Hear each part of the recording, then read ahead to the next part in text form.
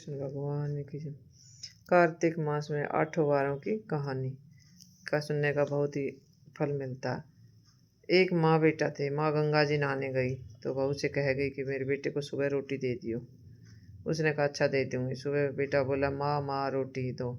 बहू बोली ना माँ है ना रोटी, कमा के लाओगे तो रोटी दूंगी। वह बोला भगवान मैं तो कमाना भी नहीं जान, लेकिन बहू नहीं मानी। उसने कहा अच्छा तो 4 रोटी राम का अचार दे दे।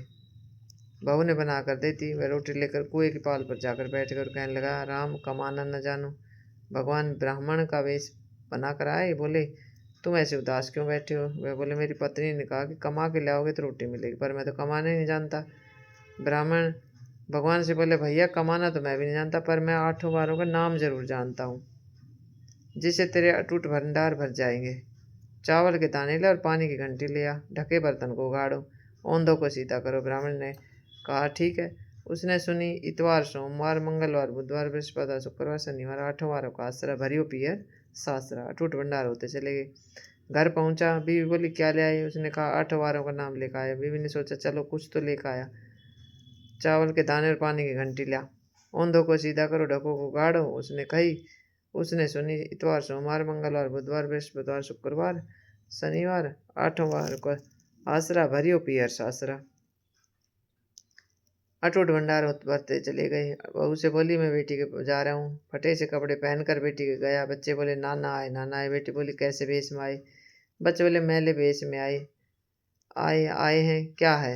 बेटी सोचने लगी 2 दिन की रोटी तोड़ना है। सच गरीबी सब कुछ कहला देती है, गरीबी सब कुछ कहला देती है। बेटी से कहा बेटी 8 वारों का नाम ले, 8 वारों की मेरी कहानी सुन ले। उसने कहा पिताजी मेरा तो मुंह झूठा है। उसके पिता भूखे ही सो गए। अगले दिन बेटी को तरस आया। पिताजी पिताजी अपनी कहानी सुनाओ।